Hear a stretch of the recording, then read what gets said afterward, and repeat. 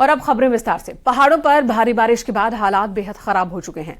नदियां पूरे उफान पर हैं। ऋषिकेश में गंगा नदी का रौद्र रूप दिख रहा है। यहां गंगा का जल स्तर वही हो गया है जो 2013 की आपदा के वक्त था।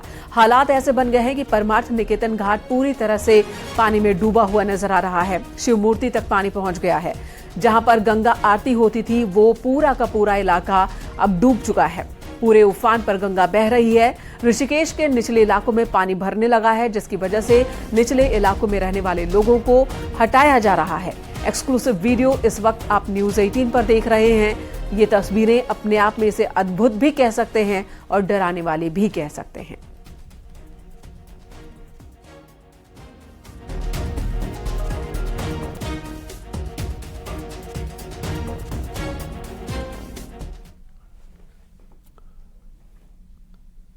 ऋषिकेश से आगे बद्रीनाथ हाईवे बंद हो गया। ऋषिकेश से कोड़ियाला के बीच बद्रीनाथ हाईवे मलबा और बोल्डर आने से कई जगह बंद पड़ा हुआ है। पूरे यात्रा रूट पर तपोवन, शिवपुरी, व्यासी, कोड़ियाला में जगह जगह यात्री फंसे हुए हैं।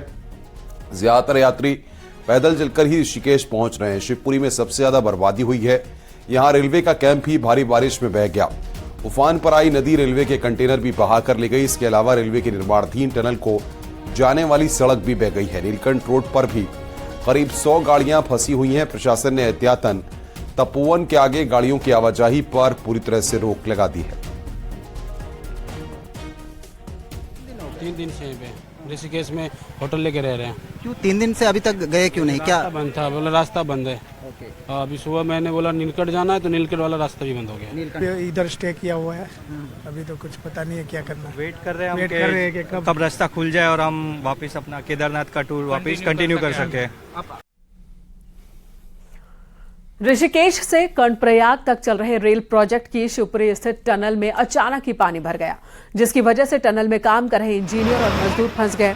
जब स्थानीय पुलिस को इस बात की जानकारी लगी तो उन्होंने तत्काल ही रेस्क्यू ऑपरेशन शुरू किया।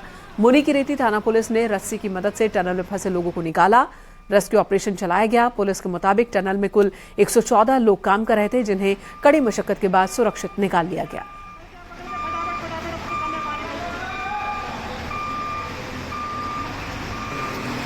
पानी लगातार बढ़ता जा रहा है और कर्मचारी टनल के अंदर फंस गए हैं।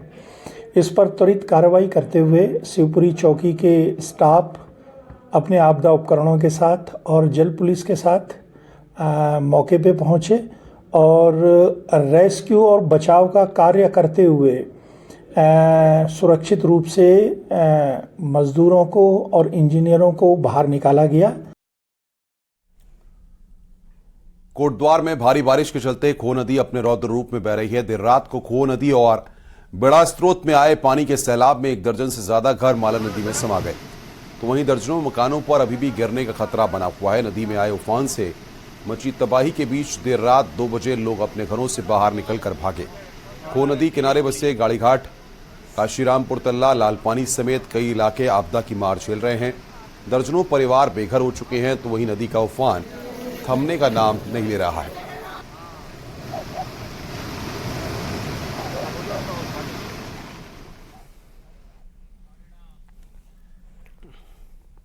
उत्तराखंड में इसके अलावा कई दूसरी जगहों पर भी तबाही देखने को मिली है। करीब करीब हर जिले में बारिश ने तांडव मचाया है। तबाही की तस्वीरें हर जिले से ही सामने आ रही हैं। देखिए हमारी ये रिपोर्ट।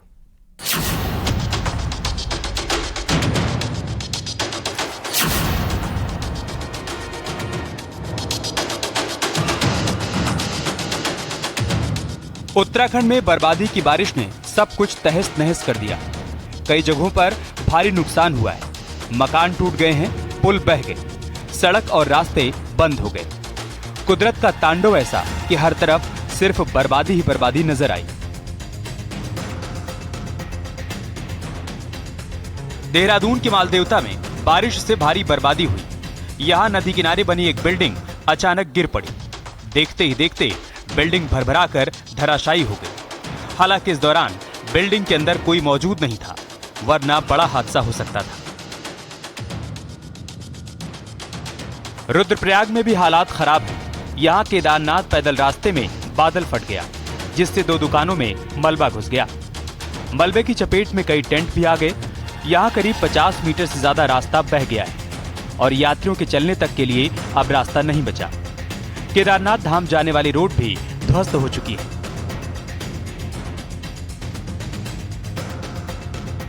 देहरादून के रानी पोखरी में भोपुर और थानों को जोड़ने वाला पुल पानी की चपेट में आ गया। हालात ऐसे बन गए कि जाखन नदी रोड पर बहने लगी। एयरपोर्ट जाने का रास्ता बंद हो गया।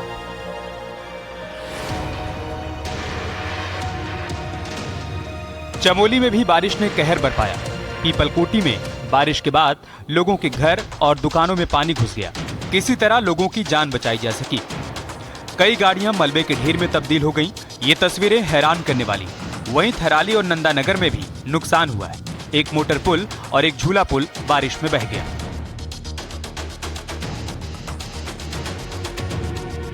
उत्तरकाशी के आराकोट में भी पावर नदी उफान पर है। यहां दुचाड़ू में 3 घरों को भारी नुकसान हुआ है। जालू इलाके में एक महिला और 16 मवेशियों की बहने की खबर है।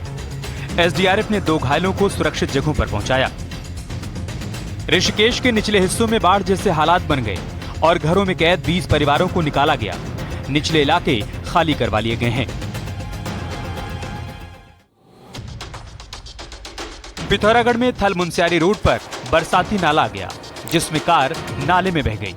भारी बारिश के चलते आसपास के नदी नाले उफान पर हैं।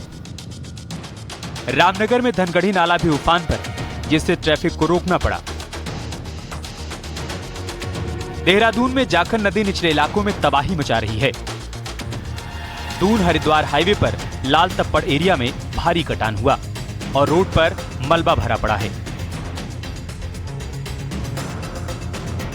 मौसम विभाग ने पहले ही 14 अगस्त तक बारिश का रेड अलर्ट जारी किया था और अब उसका असर भी साफ नजर आ रहा है। पूरे राज्य में बारिश ने भारी तबाही मचाई है। Bureau report, news 18।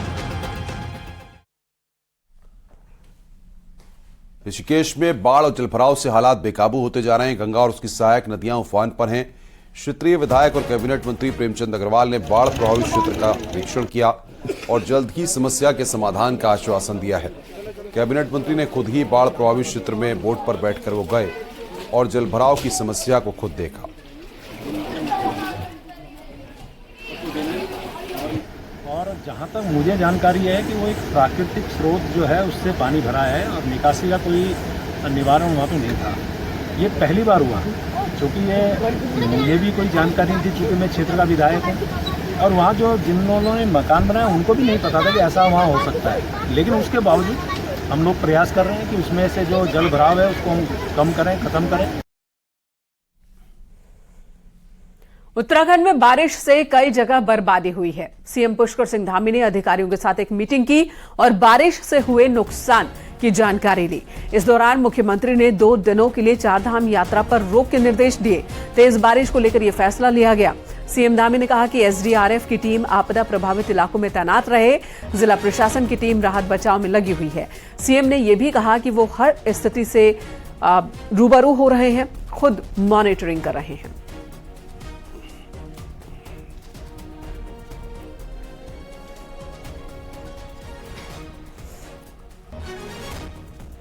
भारी बारिश से कई जगह पर नुकसान हुआ है, लेकिन मंगलवार से थोड़ी राहत मिलेगी। मौसम विभाग ने पूर्वानुमान जताया कि 15 अगस्त से बारिश में कमी देखने को मिलेगी। ज्यादातर जिलों में मौसम ठीक रहेगा, लेकिन कुछ जगहों पर हल्की बारिश हो सकती है। वहीं मौसम विज्ञान केंद्र के निदेशक के मुताबिक 16, 17, 18 अगस्त को मौसम सामान्य रहेगा।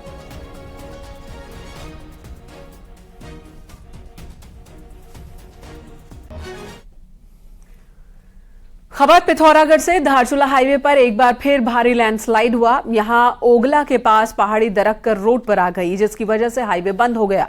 रोड बंद होने की वजह से हाईवे के दोनों तरफ गाड़ियों की लंबी कतार लग गई। ये हाईवे चीन और नेपाल बॉर्डर को भी जोड़ता है। इसी हाईवे के जरिए बॉर्डर इलाकों तक जरूरी सामान भी पहुंचाया जाता है।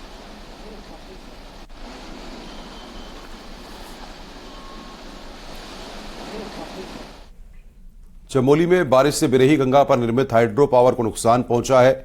वहीं प्लांट में काम करने वाले 2 कर्मी भी फंस गए, जिनका पुलिस और एसडीआरएफ की टीम ने मौके पर पहुंचकर रेस्क्यू किया। जिले में बारिश से हाल खराब है, कई जगह भारी तबाही हुई है।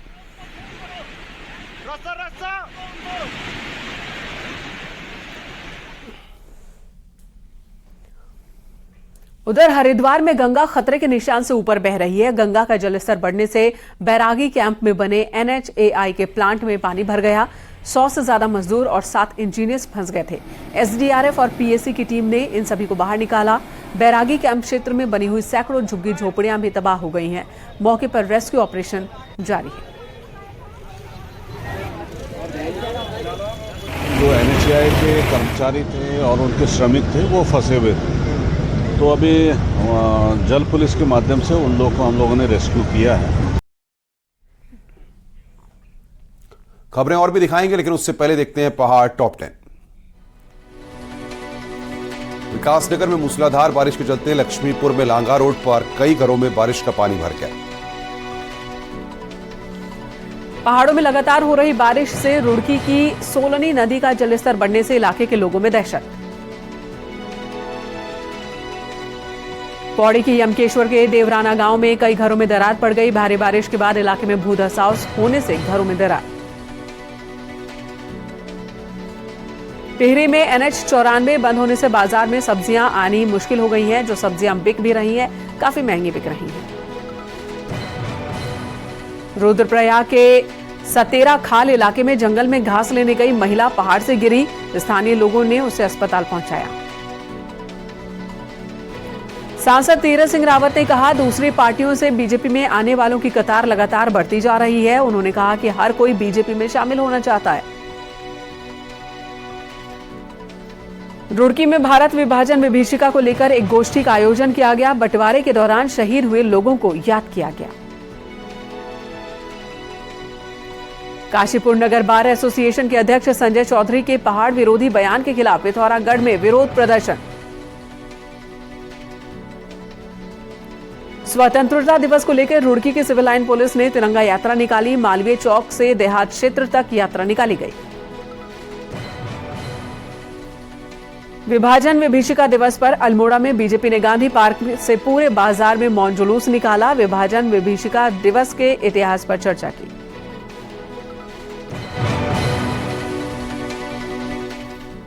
चलिए खबरों के सिलसिले को आगे बढ़ाते हैं।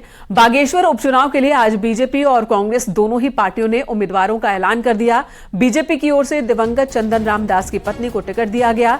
पार्वती दास को बीजेपी ने प्रत्याशी बनाया है। हालांकि पहले चंदन राम दास के बेटों का भी नाम चर्चा में था, लेकिन अंत में पत्नी के नाम पर सहमति बनी। टिकट का ऐलान होते ही पार्वती दास भावुक हो गई और रोने लगी। पार्वती दास पर दांव खेलकर बीजेपी सहानुभूति फैक्टर पर दांव खेल रही है।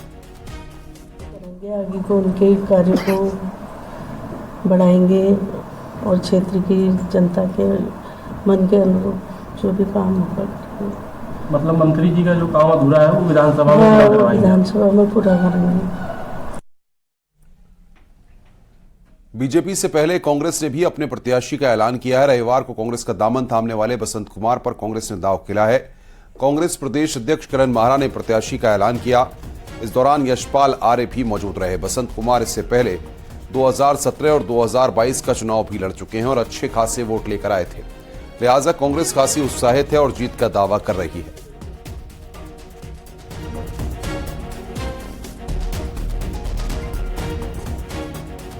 पहले से हमारा जो है पूरा संदेश है और हम लोग पूरे तरीके से पहले से चुनाव के लिए तैयार हैं।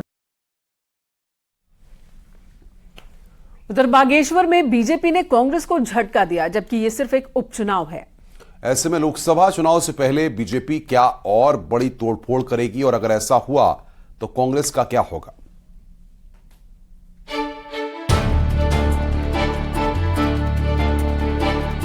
दो 2022 चुनाव में कांग्रेस को उम्मीदवार रहे रंजीत दास बीजेपी में शामिल हो गए। बागेश्वर उपचुनाव कोई बड़ा चुनाव नहीं था, तब भी बीजेपी ने कांग्रेस को कमजोर करने का कोई मौका नहीं छोड़ा। बागेश्वर के साथ बीजेपी की नजर 2024 के लोकसभा चुनाव पर भी है। बूथ से विधानसभा लेवल तक के कांग्रेस नेताओं कार्यकर्ताओं को बीजेपी साथ जोड़ना चाहती है, पर इसे जोड़ तोड़ की राजनीति नहीं, जनता का मूड बताती है। आएंगे सब लोग योगदान देना चाहते हैं, जो योगदान देना चाहते हैं और जो देख रहे हैं कि विपक्ष विभ्रमित है, उसके साथ लगने से कोई फायदा नहीं है, तो वो उसके साथ न जाकर के सकारात्मक सोच के साथ हमारे साथ आएंगे। लोकसभा के लिए बीजेपी की नजर हरिद्वार और उधम सिंह नगर जिले पर है, जहां विधानसभा चुनाव में कांग्रेस मजबूत पोजीशन में रही और दोनों जिलों की 20 सीटों में से 10 पर कांग्रेस के विधायक जीते। लेकिन कांग्रेस को तोड़फोड़ के प्लान से डर नहीं है। कांग्रेस का कहना है कि उसके यहाँ नेताओं और कार्यकर्ताओं की कमी नहीं है। यहाँ प्रतिभाओं की कमी नहीं है। कांग्रेस में वरीयता भी बहुत लंबी है। सबसे पुरानी पार्टी है तो वरीयता निश्चित रूप से ज़्यादा होगी। तो जो लोग अति महत्वाकांक्षी हैं, जिनको जल्दी है, तो वो लोग चुनाव के समय भागते रहते हैं। और ये बागेश्वर में तोड़फोड़ जोड़ तोड़ के बाद अब उपचुनाव के लिए उम्मीदवार भी घोषित हो चुके हैं। लोकसभा चुनाव भी ज्यादा दूर नहीं है। ऐसे में बीजेपी के प्लान का तोड़ कांग्रेस ने अगर नहीं खोजा तो जोड़ तोड़ की सियासत का नुकसान कांग्रेस को जरूर हो सकता है। रामनगर से गोविंद पाटनी के साथ दीपांकर भट्ट, न्यूज़ 18 देहरादून। आगे बढ़ते हैं। आबकारी विभाग में एक बार फिर बड़ा फेरबदल हुआ है। हरिद्वार और उधम सिंह नगर में फील्ड स्टाफ को बदला गया है। आबकारी सचिव हरीश चंद्र सेमवाल का कहना है कि फील्ड स्टाफ को लेकर शिकायतें मिल रही थी, जिसमें अवैध गतिविधियां और मिलीभगत की शिकायतें थी। ये शिकायतें हरिद्वार और उधम सिंह नगर से लेकर सामने आई थी, जिसके बाद फील्ड स्टाफ को बदला गया है। हरिद्वार और उधम सिंह नगर जनपद में जहां हमारा अवैध शराब का कारोबार की लगातार शिकायतें प्राप्त होती रहती है, कच्ची शराब की भी, तो ये पाया गया कि हमारा फील्ड स्टाफ जो है ग्राउंड लेवल पे वो कई वर्षों से वहाँ कार्यरत है। तो इस सबको दृष्टिगत रखते हुए हरिद्वार और उधम सिंह नगर में जितने भी हमारे फील्ड कर्मचारी हैं कांस्टेबल के रूप में, उनको एक्साइज में परिवर्तित किया गया है। अन्य जनपदों में उन्हें भेजा जा रहा है। नैनीताल मेट्रोपोल में पार्किंग निर्माण के साथ रिंग रोड की डीपीआर तैयार हो गई है और जल्द ही इसका काम भी शुरू हो जाएगा। डीएम ने निरीक्षण के दौरान मेट्रोपोल पार्किंग से कूड़ा निस्तारण को तत्काल करने की बात कही। साथ ही यहां फैले कचरे के निस्तारण पर कहा कि 20 करोड़ की डीपीआर तैयार की गई है। पार्किंग, रिंग रोड बनाए जाएंगे। सौंदर्यीकरण इस पूरे इलाके का किया जाएगा। जो पार्किंग का प्रपोजल और डीपीआर तैयार हुई है, उसके डिज़ाइन में इस बात का ध्यान रखा गया है कि ये हमारा जो शहर है वो टूरिस्ट सिटी है और इसमें जो भी स्ट्रक्चर बने वो एस्थेटिक्स अच्छे रहे। किसी भी प्रकार की फैसिलिटी बने उसको ब्यूटीफाई भी उसी हिसाब से करा जाए कि दिखने में उसकी जो है वो सुंदर लगे। अल्मोड़ा जिले में शिक्षा विभाग को निजी स्कूलों में फ्री में पढ़ने के लिए बच्चे नहीं मिल रहे हैं। शिक्षा विभाग ने जिले के सभी प्राइवेट स्कूलों में 1581 बच्चों का प्रवेश आरटीआई के तहत होना था, लेकिन विभाग ने पता किया कि अभी तक सिर्फ 479 बच्चों को ही प्रवेश मिल सका है।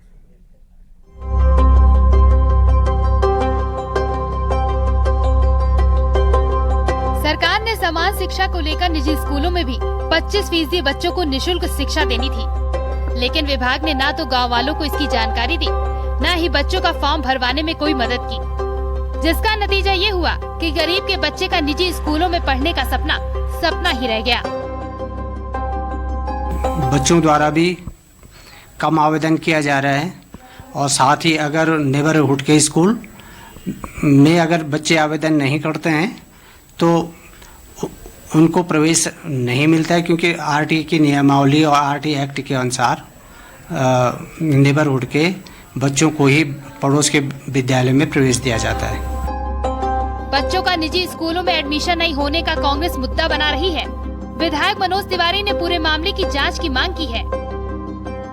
प्रशासनिक मशीनरी है, चाहे वो हमारे इस जिले के मुख्य शिक्षा अधिकारी हों, चाहे हमारे दोनों हमारे जिला शिक्षा अधिकारी बेसिक और माध्यमिक हों, उनका कहीं न कहीं घोर लापरवाही पाई जा रही है। और मेरे सरकार से मांग है, शिक्षा विभाग के उच्च अधिकारी से मांग है कि इसका परीक्षण करा के अगर विभाग का कोई अधिकारी दोषी है तो उसके खिलाफ कार्रवाई की जाए। पहाड़ में शिक्षा को और बेहतर करने की कोशिश सरकार लगातार कर रही है, लेकिन विभाग सरकार की कोशिशों को फीका कर रहा है। न्यूज़ 18 के लिए अल्मोड़ा से किशन जोशी की रिपोर्ट।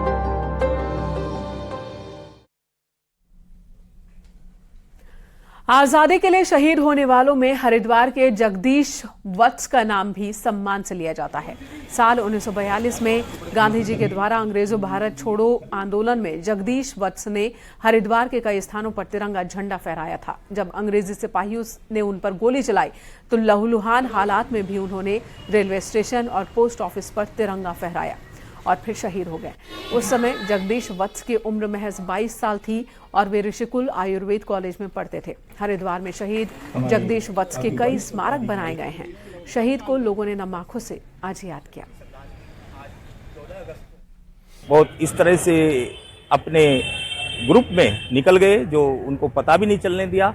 और सबसे पहले सुभाष घाट पे झंडा फहराया। सुभाष घाट पे एक गोली उनको लगी, वहां से भागते हुए अपनी धोती को फाड़कर उस बाजू में बांधते हुए उन्होंने जो सामने कोतवाली है यहाँ झंडा फहराया, डाकघर पे झंडा फहराया।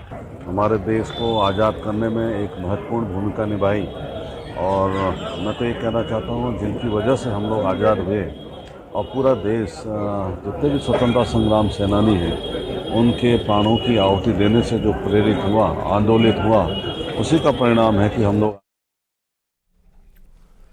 भगवान शिव की नगरी उत्तरकाशी में एक ऐसा शिव मंदिर है जहां पर जब श्रद्धालु पहुंचते हैं तो उन्हें वहां पर शिवलिंग पर जल चढ़ा हुआ मिलता है।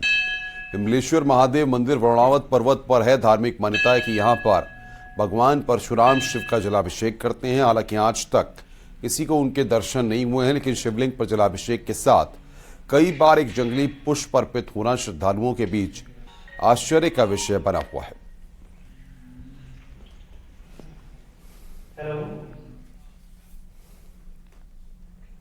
यहां रुकेंगे एक छोटे से ब्रेक के लिए। खबरों का सिलसिला लगातार जारी है।